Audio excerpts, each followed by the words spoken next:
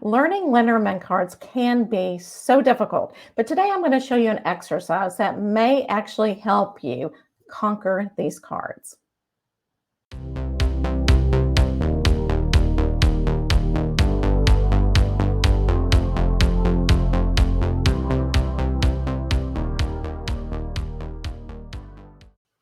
Whenever we're looking at the different meanings of the Lenormand cards, we are definitely working with semantics. And semantics can be very difficult because what are semantics? It is working with language. So I'm going to show you how you can put these semantics, the language together with the Lenormand cards so that it makes better sense to you and your client. So whenever you're using language to describe what the Lenormand cards are trying to say to your client, these are the different questions that you may be asking and may actually help you with the meanings of the cards. So you may, at the very beginning, saying, okay, who am I talking about? What are they doing?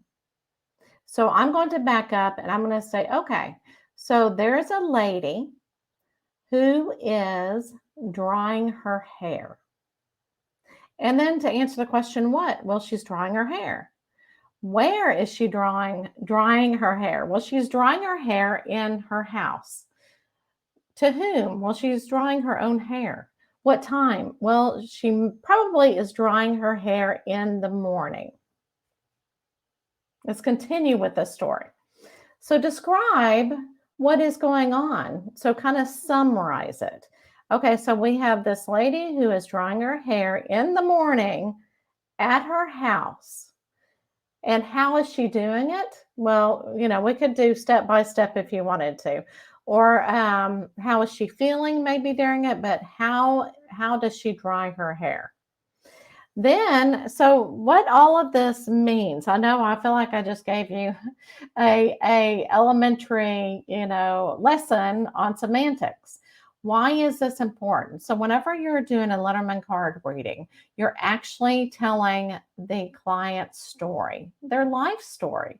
So make it into a story, because if you just say, okay, this card means tribulations, this card means you have to choose a different pathway. Well, what does that mean to them? So you're really, to make your reading so much more powerful, you need to use the semantics and you need to make it into a story. And I'm going to show you how to do this. I'm going to show you how to use semantics while you are completing a Lenormand card reading. I'm going to go ahead and use 3-card spread, so that makes better sense to you, and it's much, much easier, and it really is great for practice. So you'll be answering who, does what, and we're going to only answer one of these, but where, to who, when, and how. And these are just examples, so you may not be able to do this each time. But again, if this exercise, if you do this on a daily basis, you will know the meanings of each card and how they apply in different contexts. Okay, so let's go ahead and get started. So I decided to do a very simple one so that it makes much more sense to you. So once you get a 3-card spread, especially if you're the beginner, kind of look at the cards first before you answer these questions to see if you can make a story. So you have a man, which I can kind of tell you, it can be the man that you're reading for, or it could be maybe the client's husband. But okay, so here's the man. And this symbolizes love. It can mean different things. And the house, a lot of times, can mean stability. It can symbolize family. But we're going to make this into a story, okay? So who is this about? So if I look at it and put these two together first, and then I put these together, it makes better sense. So right now, we can say, okay, the man has love in his life, okay? He loves something. All right, we don't know if it's a relationship. Let's go ahead and see, to answer that question, to who. So when you do that, we got love and in the home. And so you can assume that could be the family. So now let's read it completely.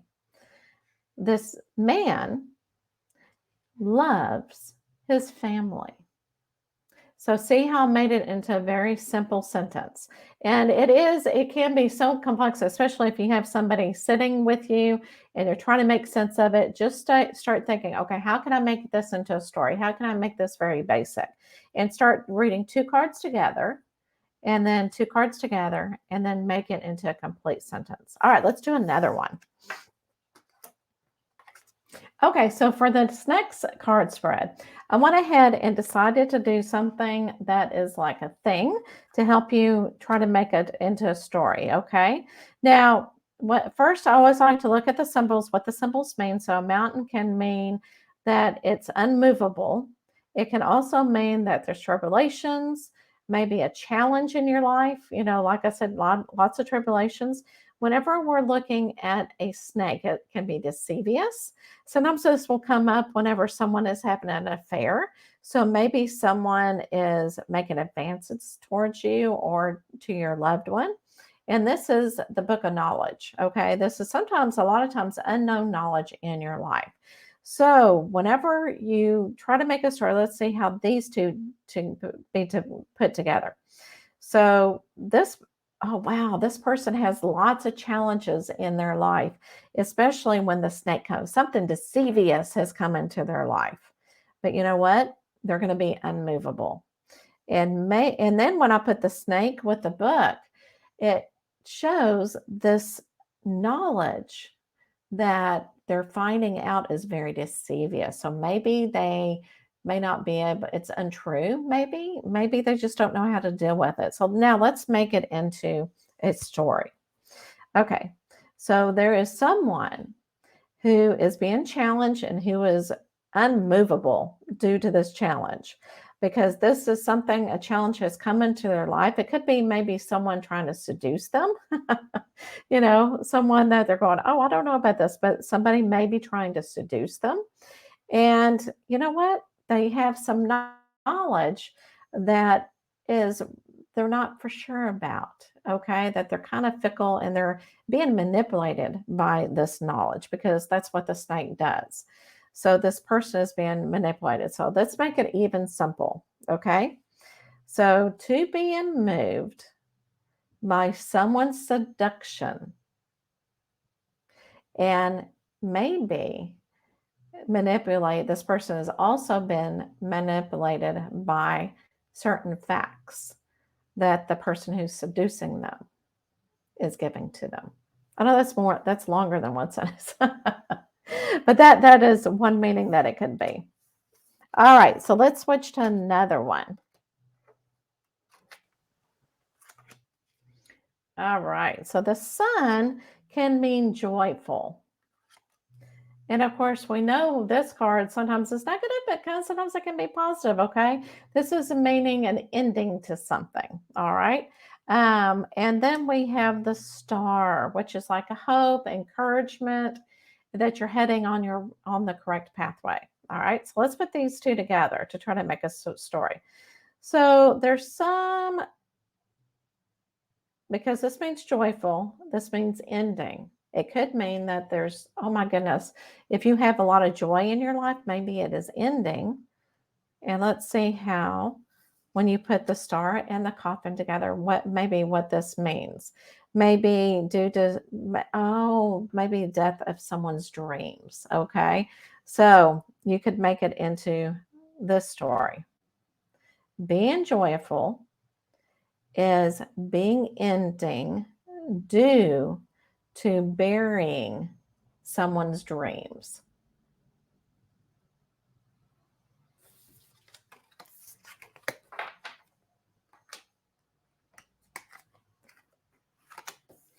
Okay, so the tower can be, and again, you have to look at the context of the cards. So that's why it's really good to look at it and put them two together so that you can figure out, because there's so many different meanings, you got to see what cards are surrounding them, okay? So when we look at the tower, it can, a lot of times, we're going to look at it this way. I don't want to tell you too many meanings. So it can mean ambitious because somebody is very ambitious as a leader because we have this next to the tower. So it may be someone who has the power to really make a change. When we look at the bear can be a leader. It can be someone who is in authority. And whenever I look at the tower, I think of the king and the queen, being in their tower, their castle. And then the letter is a type of communication. So let's see how we can put this together. Okay, so we said this was ambitious.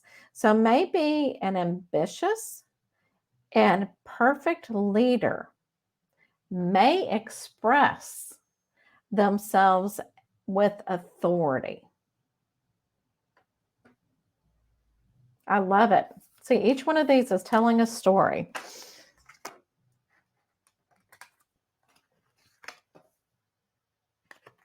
Okay, so the fox is almost like the snake. It can be very devious.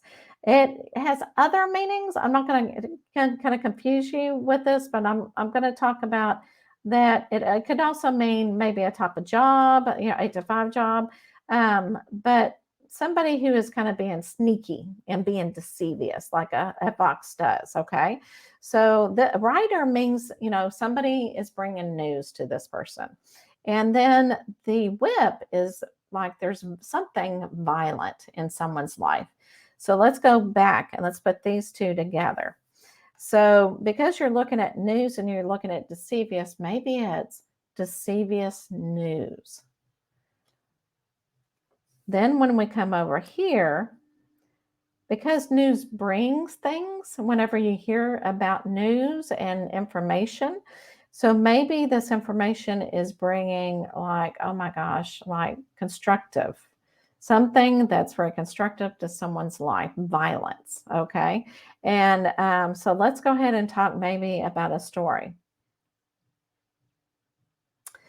Somebody is going to get deceivious news that's going to bring destructive changes into their life. So remember, whenever you're completing a Lenormand card reading, make the card spread into a story, because the client doesn't, really, it doesn't make sense if you're just saying, okay, the mountain means that you may be, very stable, or you may be going through tribulations. That tells something about them, but doesn't really tell them about their life story.